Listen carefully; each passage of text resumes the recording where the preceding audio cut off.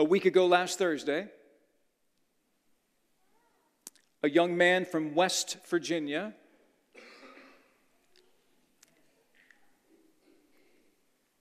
came to River Valley.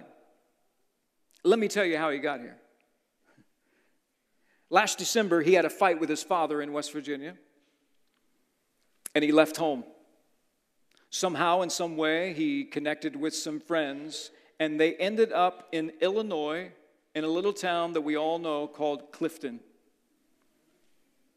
He lived there with an elderly person and his friends. And over the weeks, he became more and more uncomfortable with how his friends were treating this person, this elderly person, taking advantage of them. And so he left. Not knowing anyone, not having a home, not having anything to his name, he left that home and he began walking up Shabant's Road. It just so happened that a policeman drove by. And this policeman just so happened to know that Fortitude Community Outreach has a PADS program that's running now in our community where the homeless go from shelter to shelter, from night to night to receive food and meals and a warm place to stay. It was Thursday, and this policeman just so happened to know that it's River Valley Christian Fellowship's night to host the homeless. So even though it was morning and the meals and the overnight doesn't happen, the doors don't open till about 5:30 or 6 o'clock in the evening, he still drops him here at River Valley in the morning of Thursday. Just so happened that DeAnthony, our maintenance guy, sees this Andrew right outside these doors that you walked in this morning. He invites him into the warm church where he and DeAnthony strike up a conversation. About noon, DeAnthony invites him out to lunch with he and Mike Dean. It's at lunch that DeAnthony begins to share his own faith story with Andrew. He hears more about Andrew's story and about this fight with his dad, and he just wants to get out of town and go back to West Virginia, to the only place he knows, the only people that he knows. And so DeAnthony gathers up a pool of money. He and some of the other staff, they get a bus ticket for Andrew to go back home. That night at Fortitude, he spends the night here at Fortitude, and at that night, there was a Fortitude volunteer that comes up to Andrew and says, I just feel like the Lord wants me to speak with you.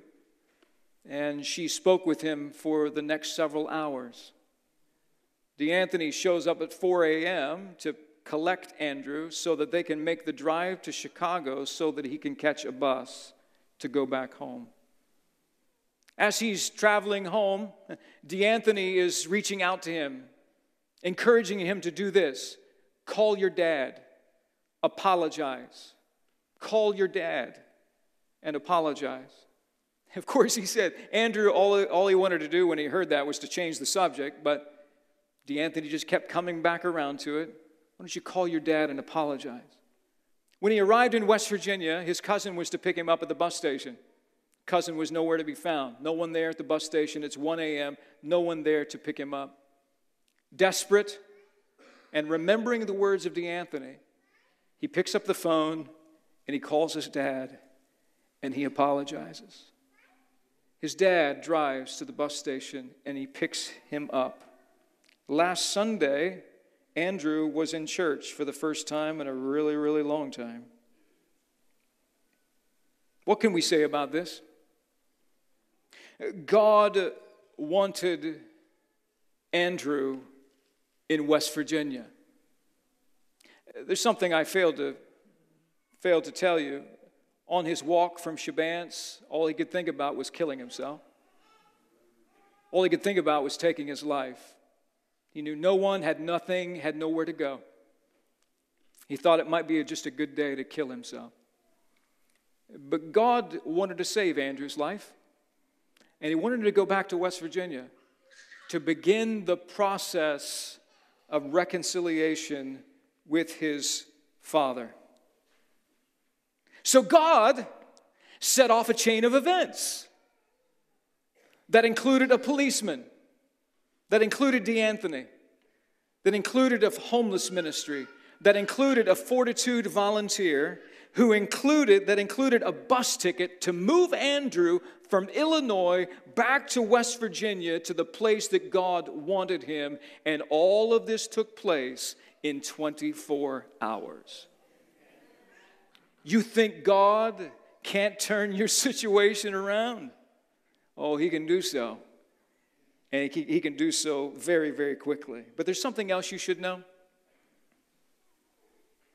DeAnthony and Lene, they volunteer at Youth for Christ in our area. Do you know what story they've been studying over the last several weeks with the students within Youth for Christ? Of course, the prodigal son. And then Andrew shows up. And God uses all of these people and situations, one series of events after another, to take Andrew back home, the prodigal, where, praise be to God, and we pray that his dad and his relationship be reconciled.